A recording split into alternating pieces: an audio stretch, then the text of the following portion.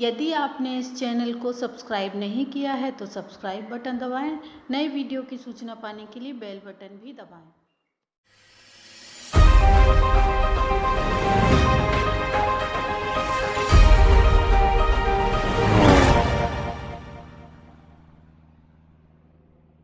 साथियों नमस्कार। DMA India online YouTube channel में आपका हार्दिक स्वागत है। आज हम किताबों की दुनिया एपिसोड में बातचीत करने जा रहे हैं जाने माने लेखक श्री राजेंद्र गायकवाड़ जी से। राजेंद्र गायकवाड़ जी, स्वागत है आपका इस कार्यक्रम में। आपका धन्यवाद। जय भीम। साथियों, इससे पहले कि मैं इनसे बातचीत शुरू करूं कि इनकी किताबों के बारे में थोड़ा सा बताना चाह रहा हूं कि राजेंद्र गायकवाड़ साहब जेल में अधीक्षक रहे हैं और सेंट्रल जेलों में, वो बिलासपुर में, रायपुर, अंबिकापुर, ऐसे तमाम जेलों में रहे हैं और सेवानिवृत्त हो चुके हैं। इस बीच उनकी 3-4 किताबें जो हैं वो आ चुकी हैं। 5 किताबें आ चुकी हैं। अच्छा हुआ आपने मुझे करेक्ट किया। तो आज तमाम मुद्दों पर बातचीत करेंगे किताबों के साथ साथ। तो चूँकि ये पिछले महीने ही सेवानिवृत्त हुए हैं तो सबसे पहले इनसे इसी बारे में मेरा ख्याल है कि बात करना करना ठीक रहेगा कि अभी आप काम में काफ़ी बिजी थे, जिस पद में थे, तो निश्चित तौर पर व्यस्तता 24 घंटे की उसमें रहती है। तो अभी सेवानिवृत्त हो गए आप, तो कैसा लग रहा आपका? क्या प्लान है इसके बाद, क्या करने का?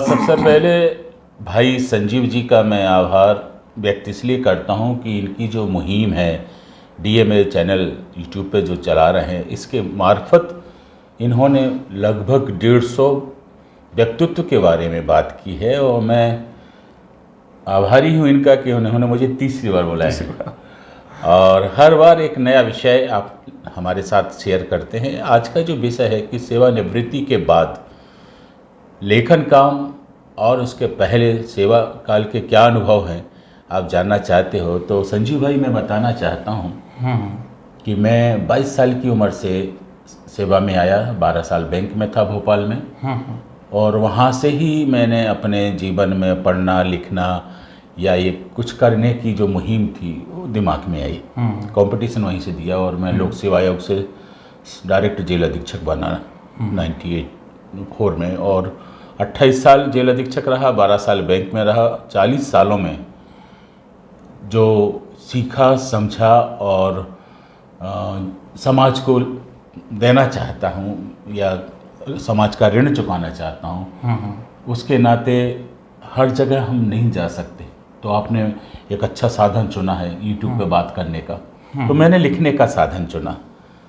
तो साधन के चलते अब तक मेरी 5 जो है पुस्तकें मार्केट में हैं और 3 मेरे कविता संग्रह हैं, 1 कहानी संग्रह है और अभी जो लेटेस्ट जिसका पद्मश्री तीजनबाई जी ने विमोचन किया है वो है परिवर्तक, मेरी आत्मकथा है।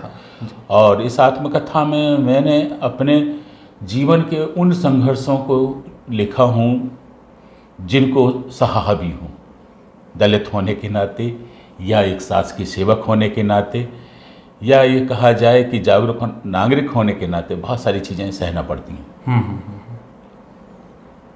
तो जेल में आपने मैं चाह रहा हूँ कि कुछ किताबों पे तो बातचीत करेंगे ही, लेकिन जेल में आपने काफ़ी समय अपना जीवन का दिया है और आपके ही सहारे मुझे भी एक बार जेल का भ्रमण करने का मौका मिला है। तो आमतौर पर जेल के बारे में जैसे मान्यता रही है लोगों में कि जेल में क्या होता है क्या नहीं होता, लेकिन काफ़ी सुधार के काम आपने किए हैं। तो मैं चाह रहा हूँ कि इसके बारे में कुछ बताइए। जेल को लेकर भारतीय मानस पटल में अच्छी धारणाएं नहीं हैं। पहली चीज़ तो जो ब्रिटिशर्स थे तो उन्होंने भारत में जब फ्रीडम फाइटर होते थे तो बंद करके उनको पीटते थे, तो जेल अधिकारियों की भूमिका हमेशा नेगेटिव मानी जाती थी। आज़ादी के बाद जब भारत का संविधान लागू हुआ, डॉक्टर भीमराव अंबेडकर जी ने समानता का अधिकार दिया और सबको एक जैसा कानून हो उसकी व्यवस्था जब की, तो संस्थाओं की जो मनोवृत्ति थी, कार्यशैली थी, वो भी बदली।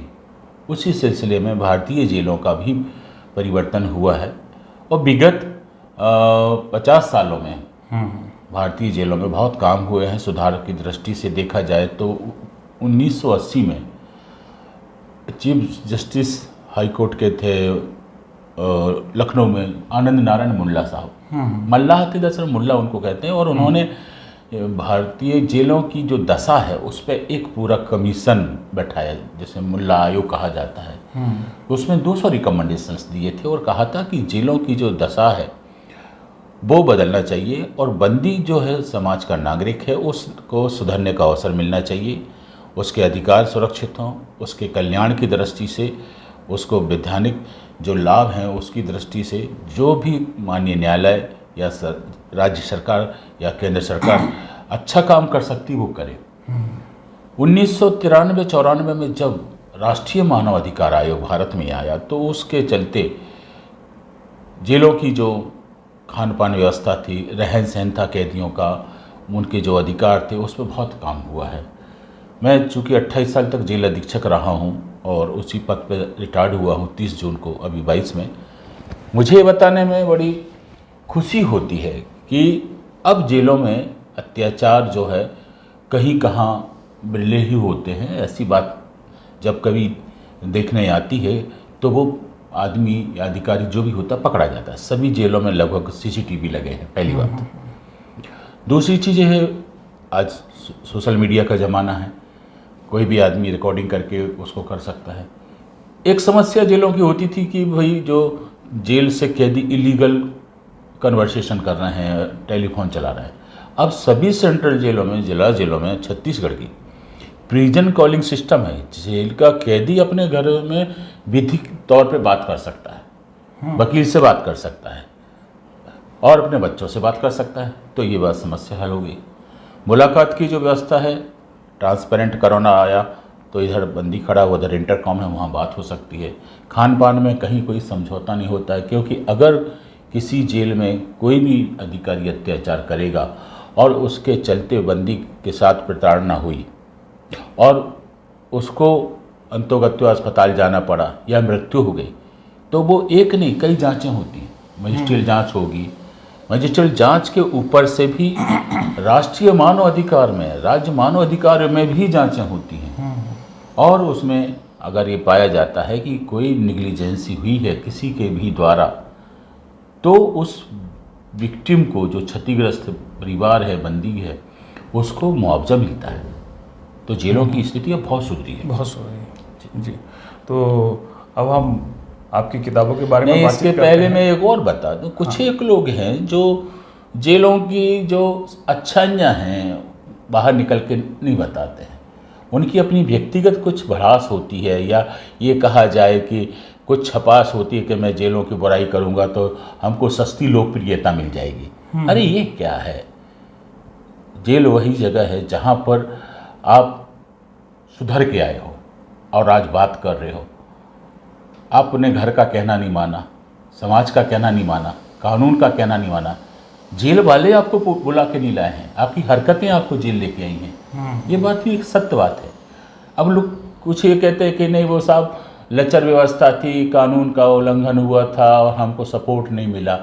आज की स्थिति में पूरे हिंदुस्तान में जागरूकता इतनी अधिक है कि किसी के साथ कोई भी अत्याचार होता है 24 घंटे पूरे शहर में कैमरे लगे हैं। और आप अगर खुद जागरूक नहीं हैं तो इसमें कानून की गलती नहीं है, आपको जागरूक होना पड़ेगा।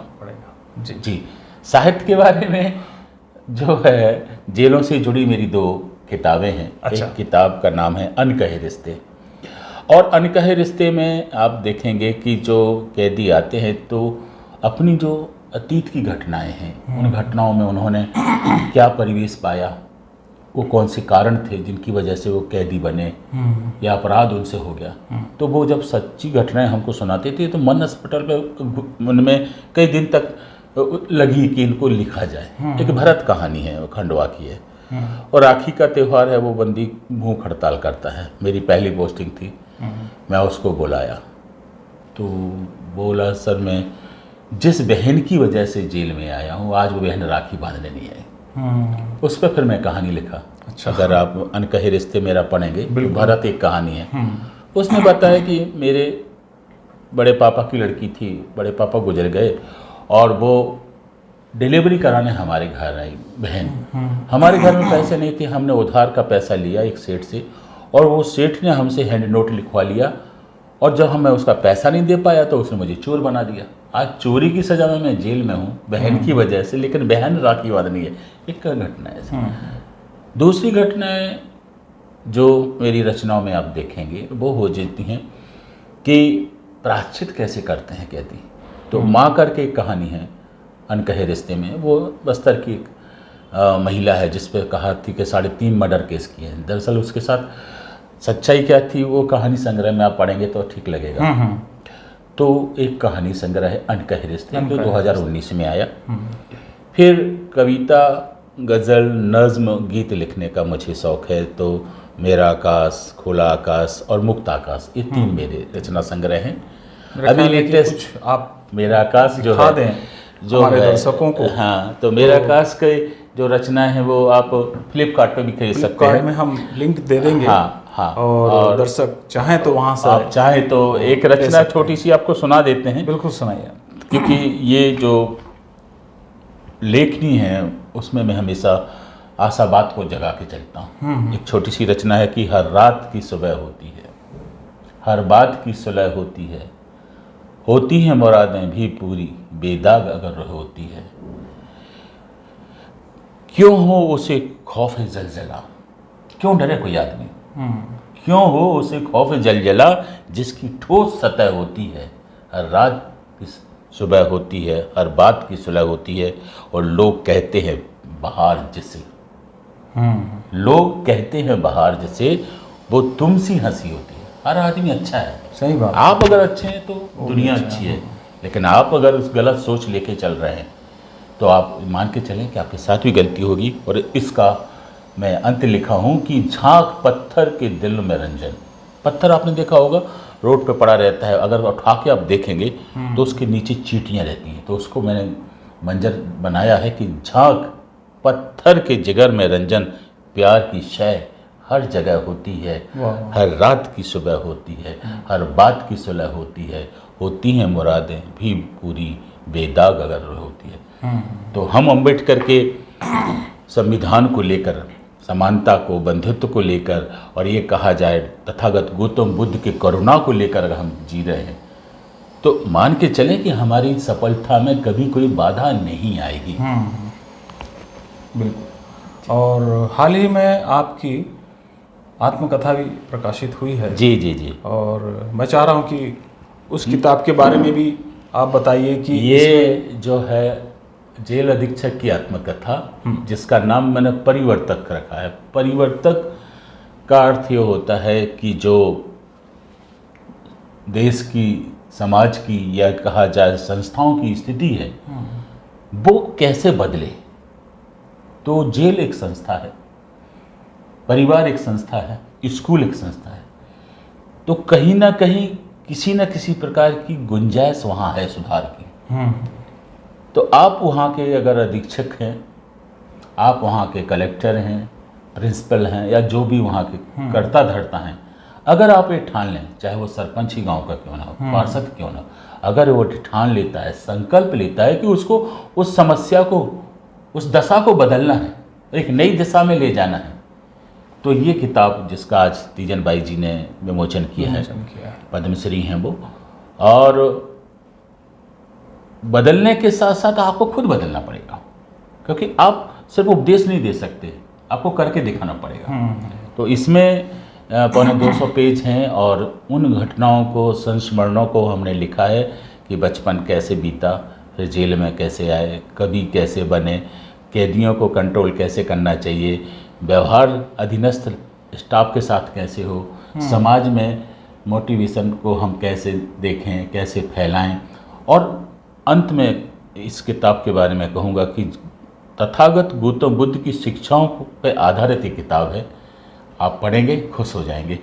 और ये किताब भी मेरा ख्याल है कि फ्लिपकार्ट में अवेलेबल हो जाएगी। और इस किताब को लोक मित्र प्रकाशन नई दिल्ली ने खुद अपने खर्च पे छापा है। बहुत बढ़िया। और उसका मेहनताना 25 किताबें हमको पुरस्कार में दी हैं, 20% रॉयल्टी भी देगा। चलिए बहुत अच्छी बात है। एक और चीज़ है जो मतलब जीवन में देखने मिलती है वो है आपका सामंजस्य, कि घर में, परिवार में, समाज में, समुदाय में और कहा जाए तो राष्ट्र में आपका सामंजस्य कैसा है। तो उसको लेकर भी बहुत सारी रचनाएं हमने अपनी कविताओं में, गीतों में, गज़लों में लिखी हैं। और वो सामंजस्य जब जब डगमगाता है तब आदमी जो है कुछ ऐसा कर बैठता है जो उसे नहीं करना चाहिए। लेकिन जो आदमी सावधान रहता है वो आदमी कुछ न कुछ अच्छा कर गुजरता है। जैसे आपका ही मैं उदाहरण देता हूँ, दर्शकों को सुनकर बड़ी खुशी होगी। संजीव भाई देखिए अच्छे गायक हैं, मैंने उनके गीत सुने हैं, मिमिक्री बहुत अच्छे करते हैं। परिवार में देखिए सुंदर परिवार है। व्यवहार में देखिए इन्होंने पिछले 20 साल से मेरे दोस्त हैं, जितना मेरी उम्र से थोड़े छोटे हैं, पर इनसे मैंने बहुत सीखता हूँ। समाज को जगाने का काम करते हैं। तो मैं आपकी इस खूबसूरत ज़िंदगी को या आपके जज्बे को सलाम करता हूँ, है ना। और इसी बात को एक छोटी सी जो नज़्म है उसमें सुनाना चाहता हूँ कि आईने का मुस्कुराना हो गया। आप आए तो देखा आईने में कंघी किए, पाउडर वाउडर लगाए। आईने का मुस्कुराना हो गया, रूप का मंजर सुहाना हो गया, और धूप थी बहुत, तुमको देखने से मौसम सुहाना हो गया। वाह वाह। जब आपका गुनगुनाना हो गया, खुश्क पेड़ों पर बहारें आ गई। जब आपका मुस्कुराना हो गया, और ज़िंदगी की रूह प्यार है रंजन, जो नहीं समझा वो बेगाना हो गया। आईने का मुस्कुराना हो गया, रूप का मंजर सुहाना हो गया। बहुत तो इस तरीके से छोटी छोटी रचनाएं हैं जो हमको आशावाद में रहने की आदत डालती हैं। जी जी। आम तौर पर कुछ डिपार्टमेंट ऐसे हैं गवर्नमेंट के, जैसे पुलिस का डिपार्टमेंट है, जैसे रेवेन्यू डिपार्टमेंट है, जैसे आपका अधीक्षक जो आपका जेल डिपार्टमेंट है भाई। कुछ डिपार्टमेंट जैसे रेलवे के भी जो कर्मचारी हैं, तो यहाँ पर काम की इतनी ज़्यादा व्यस्तता है कि लोग यकीन नहीं कर पाते कि इस कामों में रहते हुए भी लिखा जाता है और लिखा जा सकता है। तो आपके अंदर वो लेखक कहाँ से पैदा हो गया, कैसे आपने जो है सचमुच में उसको संजो रखा? आपका जो थोड़ा से प्रश्न है ना, ये बहुत शानदार प्रश्न है कि शासकीय सेवाओं की जो जिम्मेदारी है बहुत अधिक है, और उसके बावजूद जेल जैसे विभाग में रहने के आपने प्रेम की गज़लें कैसे लिख ली ना, यही बात है। देखिए जहाँ चाहे वहाँ राह है। पहला हमने आपसे भी एक अर्ज किया था कि अगर हम दोनों इस फील्ड में ना होते, आप इतने बड़े पत्रकार, साहित्यकार, लेखक हैं, आपकी विदेशों में किताबें मैंने देखा है ना, पिछड़ा वर्ग के ऊपर जो लिखा है, आशीर्वाद है इसमें, पढ़ाई जा रही है पाठ्यक्रम में किताबें, तो जहाँ चाहे वहाँ राह संजीव भाई छोड़ ही देंगे, मतलब वहाँ पर छाप छोड़ देंगे संजीव भाई। हमारे साथ ही था, हमने जब अम्बेडकर साहब को पढ़ा कि एक व्यक्ति ने पूरे हिंदुस्तान क्या पूरे संसार में एक रोशनी फैला दी अधिकारों की, ज्ञान की रोशनी, तो हम खुद के लिए क्या अत्यदीप भाव नहीं हो सकते हैं? हो सकते हैं। तो वो जो लगन बचपन में थी कि कुछ करना है, तो करने के लिए हम सोते ज़रूर हैं लेकिन विचार हमारे जागते हैं। हम चलते ज़रूर हैं, पैदल, साइकिल से, मोटरसाइकिल से, कार से, लेकिन विचार उससे भी तीव्र गति से हमारे चलते हैं। और जो व्यक्ति के विचार चलायमान होते हैं वो व्यक्ति हमेशा गतिमान होता है, उसकी विचारधारा गतिमान होती है, लेखनी उसमें से निकल जाती है। बिल्कुल सही कहा आपने कि अगर आप कुछ करना चाहते हैं भाई तो आपकी परिस्थिति जो है जी वो आपके आड़े नहीं आती, कभी नहीं, बस आपको डिसाइड भर करने की देरी है। तो ज़्यादातर ऐसा देखा गया हिंदी साहित्य में कि लेखन की दुनिया से जुड़ा हुआ है, वो प्रोफेसर है, कहीं शिक्षक है ना, या कहीं संपादक है, वो ही लिख रहा है। लेकिन आप देखिए जो वैरायटी जो आ रही है, लेखन की वैरायटी, वो बाकी लोग जो लिख रहे हैं उनके लेखनों में वो वैरायटीज़ दिख रही है। और जेल के बारे में अगर ज़्यादा जानना समझना हो तो मेरा ख्याल है कि राजेंद्र गायकवाड़ साहब की जो जीवनी है प्रवर्तक उसको पढ़नी चाहिए, और कहानी संग्रह खास तौर पर उन्होंने उन्हीं घटनाओं को ध्यान में रख करके जो लिखा है वो निश्चित रूप से मुझे लगता है कि वो पढ़ना चाहिए और इस पर बातचीत होनी चाहिए।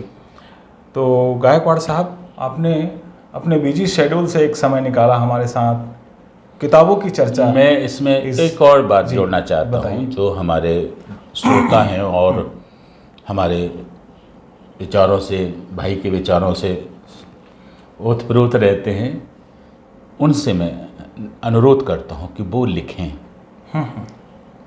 अंतः जो संबंध होते हैं, अंतः क्रिया जो होती है, और विचारों में जब तक हम परिपक्व नहीं होते हैं, विचार विमर्श नहीं करते हैं। आपका चैनल विमर्श का चैनल है, बिल्कुल, जहाँ से एक संवाद निकलता है। तो हमारे बीच में जितने भी भाई जो सुन रहे हैं, देख रहे हैं, उनसे भी मेरा अनुरोध है कि अंदर जो आग है आपकी, किसी भी विषय को लेके, वो आग को जो है ना बाहर निकलना चाहिए, ताकि लोगों को एक रोशनी मिले, एक उजाला मिले। बिल्कुल सही कहा आपने। मैं आपको आखिरी में यही बोलने वाला था कि अंत में हमारे दर्शकों को आप कुछ संदेश दें, तो आपने संदेश पहले ही दे दिया। तो फिर मैं वहीं पे आऊँगा कि आपने एक समय निकाला हमारे साथ, हमारे इस चैनल में बातचीत करने के लिए। आपका बहुत बहुत शुक्रिया, और जब भी फिर मौका मिलेगा तो आपके साथ जरूर बैठेंगे, कुछ मुद्दों पर बातचीत करेंगे। और साथियों, धन्यवाद आपका भी कि आपने इस वीडियो को ध्यान से देखा। अगर आप इस चैनल में नया हैं तो सब्सक्राइब कीजिए, लाइक कीजिए, शेयर कीजिए, अपने दोस्तों रिश्तेदारों तक इस वीडियो को पहुंचाएं, और किताबें आप ज़रूर खरीद लें और पढ़ें। आपका जो भी कमेंट्स हो वो यूट्यूब चैनल पर जाकर के कमेंट्स दें।